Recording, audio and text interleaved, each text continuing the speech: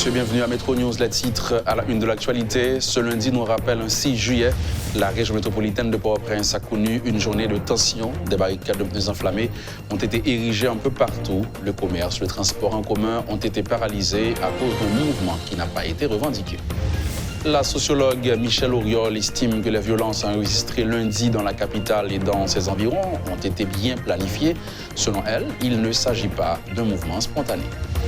La ratification de la déclaration de politique générale du Premier ministre Fritz William Michel est dans l'impasse au Sénat de la République. Les sénateurs de l'opposition ont promis de tout faire afin d'empêcher la tenue de cette séance.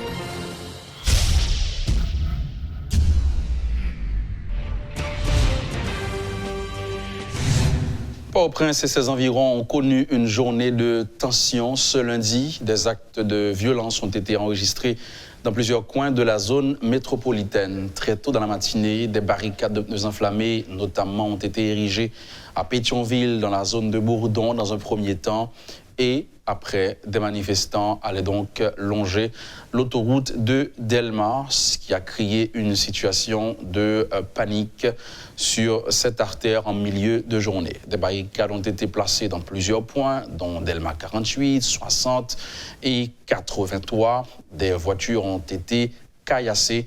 Une bonne partie de la journée a été paralysée à cause de ces mouvements de protestation qui n'ont pas été revendiqués. Toutefois, les manifestants réclamaient de l'essence et ils ont profité pour dénoncer la gestion de cette crise par le pouvoir en place. Il faut aussi noter qu'un mot d'ordre de grève a été lancé pour ce lundi dans un message audio qui a circulé sur les réseaux sociaux durant tout le week-end. Il a été demandé aux citoyens de rester chez eux pour dire non à tout ce qui va mal dans le pays en ce moment. Les autorités policières haïtiennes avaient affiché une grande détermination ce lundi matin à l'aube en vue de faire échouer les mouvements de protestation de ce 16 septembre. Le chef de la police, Normil Rameau, était dans les rues de la capitale dans le cadre du dispositif sécuritaire pour la journée de grève. Évidemment, le directeur général AI de la police a pris la tête des patrouilles.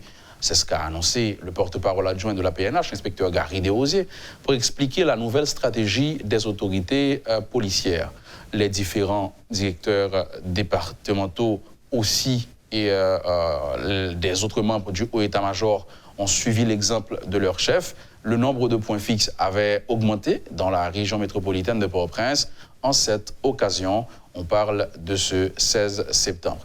Le dispositif sécuritaire avait été déployé à l'aube pour contrer les actions des manifestants, mais au final, les mouvements ou encore des actes et des scènes de violence se sont déroulés sous les yeux passifs de la police. Certains observateurs ont donc dénoncé la passivité de la police. Les manifestants ont érigé des barricades de pneus enflammés dans plusieurs quartiers, notamment à Pétionville, pour protester contre le rationnement du carburant. Le commerce n'a pas fonctionné. Jérémy Tillon a sillonné plusieurs artères. On va suivre son compte-rendu.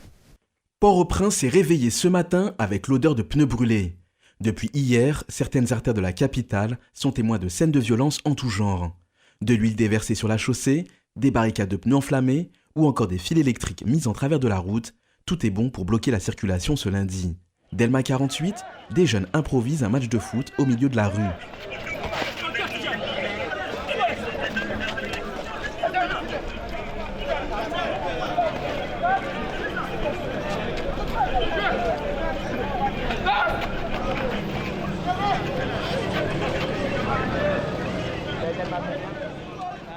Des vestiges de pneus enflammés et de grosses pierres jonchent l'autoroute qui est quasi déserte, excepté quelques chauffeurs moto qui se risquent à emprunter cette avenue. 50 mètres plus loin, cette route menant à Musso est à présent seulement praticable pour les véhicules légers. Les protestataires nous laissent passer pour nous diriger sur Musso. Nous prenons donc la direction de Crissois, où là aussi, les rues sont devenues impraticables. Le marché, qui d'habitude fourmille de clients et marchands à cette heure de pointe, se retrouve désespérément vide. Le peu de marchands aperçus ont été obligés de se réfugier plus en hauteur dans l'espoir d'écouler leurs marchandises. Nazon est lui aussi désert. En revanche, pour se rendre à Carrefour Aéroport, les choses se corsent. La route menant à Nazon est bloquée par un immense écran de fumée. Cachés en embuscade, des groupes disséminés attaquent à coups de pierre les voitures se risquant dans ce passage. Nous bifurquons donc pour prendre un autre chemin pour arriver sur le carrefour aéroport. Ici, aucune voiture ou moto ne peuvent passer. Les plus valeureux se voient obligés de faire demi-tour sous une pluie de pierres qui s'abattent sur eux.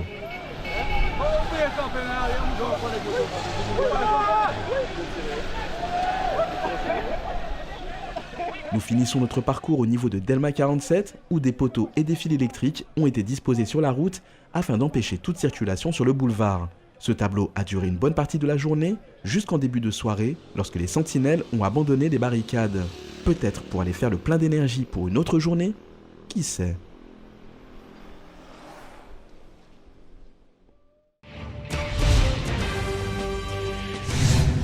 Les grandes entreprises sont restées fermées, les petits commerçants étaient peu nombreux.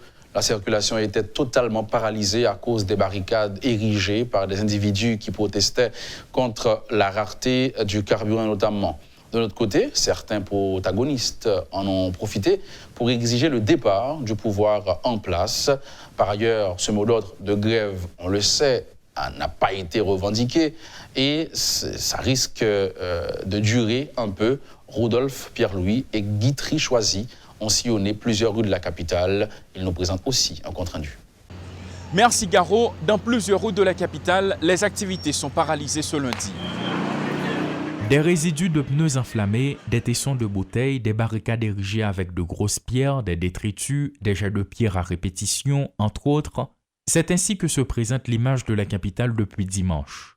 Ce lundi, le tableau n'était pas différent. Dans plusieurs rues de la capitale, la circulation est pratiquement impossible.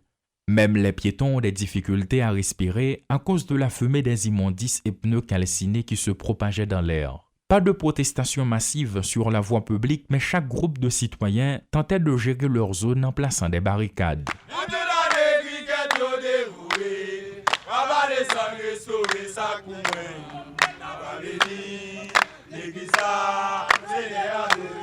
Les portes des grandes entreprises sont restées fermées. Les petits commerçants qui tentent d'écouler leurs produits sur les trottoirs sont peu à être remarqués.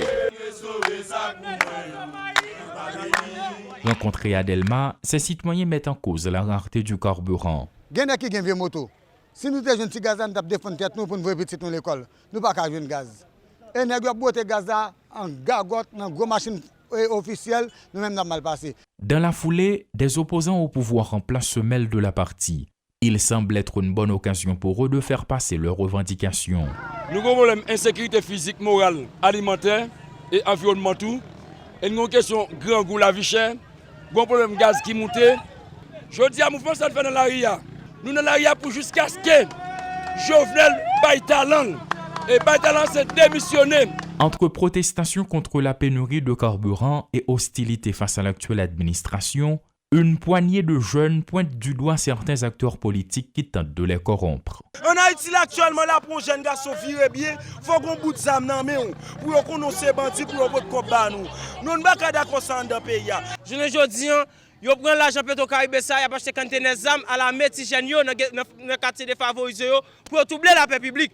Je ne dis pas parce que yon jour, gen pied gauche, gen pied droite, si jeune ça a fait vol de face pour regarder les gens qui te bat au zam. Un tableau alarmant.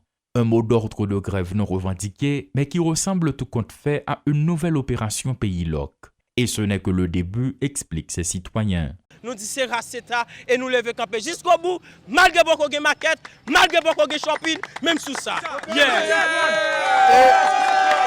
D'une part, il y en a qui protestent contre la rareté du carburant et d'autre part, ceux qui exigent le départ du pouvoir en place.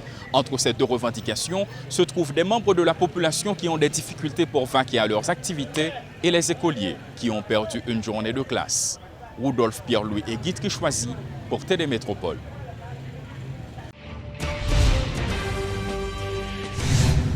Les violences recensées dans la région métropolitaine de Port-au-Prince ce lundi étaient minutieusement planifiées. C'est ce qu'a déclaré la sociologue Michèle Auriol. Madame Auriol qui a fait remarquer que ceux qui érigeaient des barricades de pneus enflammés ne sont que des petits exécutants qui reçoivent des ordres. Il invite les autorités policières à prendre toutes les dispositions nécessaires afin de ramener le calme dans la cité. Moi, je ne pas penser que bouler caoutchouc dans la rue relevait d'une conscience politique ou une conscience citoyenne.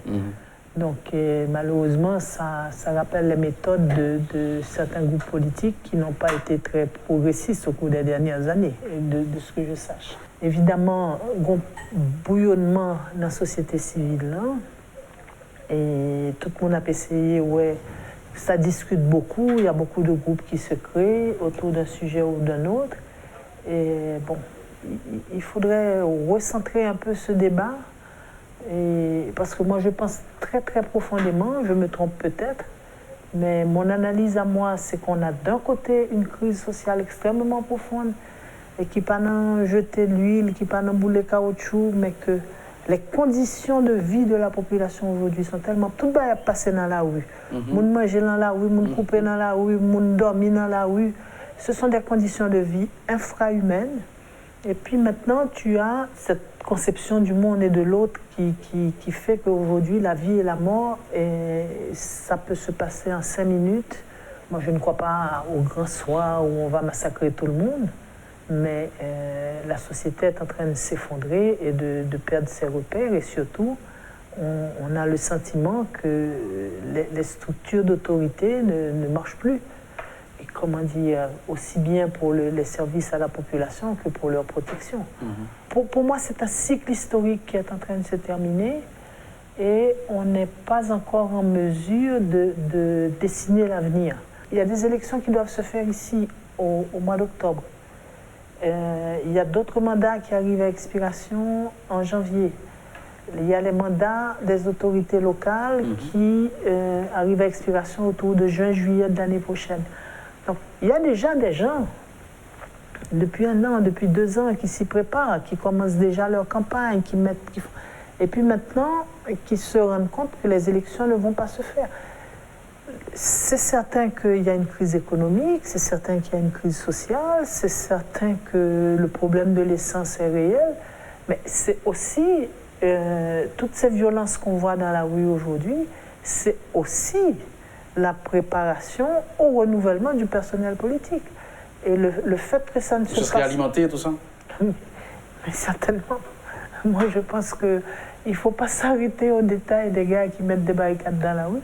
Et c'est d'autant plus intéressant aujourd'hui qu'on voit que personne ne revendique. Ouais. Donc, c'est un anonymat total et nous ne savons absolument pas... Pourtant, c'est organisé. Il y a quand même ces gens qui placent les barricades, qui protègent les barricades.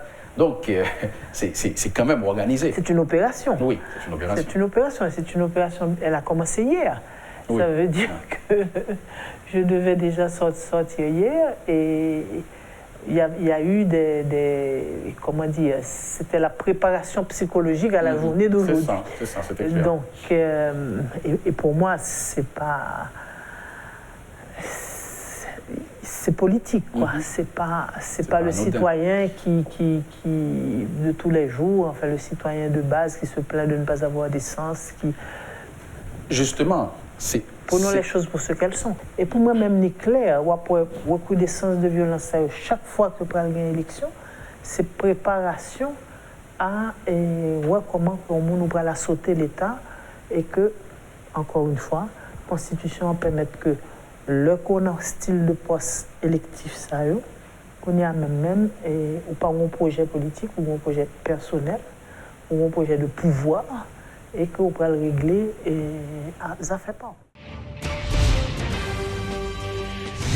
De plus en plus, franchir le cap du Sénat de la République paraît illusoire pour le Premier ministre nommé Fritz-William Michel. La machine à terreur mise en branle par les sénateurs de l'opposition le 11 septembre dernier pour barrer définitivement la voie à Jovenel Moïse n'entend pas s'arrêter en si bon chemin. D'ailleurs, la crise de carburant qui perdure depuis plusieurs semaines énerve ainsi donc une grande partie de la population dont les déplacements, voire le fonctionnement sont quasi totalement limités. Donc, cette machine semble conforter les opposants dans leur conviction que le président de la République ne peut pas diriger.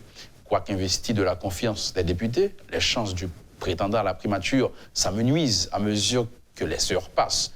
Après le scandale d'octroi présumé de pots de vin à des sénateurs en vue de sa ratification, Fritz-William Michel est à nouveau en mauvaise posture. Son nom est cité dans une affaire de surfacturation du prix de cabri que sa compagnie Agrisol SA aurait vendu à l'État. Depuis que l'opposant farouche à Jovenel Moïse, le sénateur Yuri Latortue, a jeté le pavé dans la mare, le Premier ministre nommé est devenu la risée des réseaux sociaux.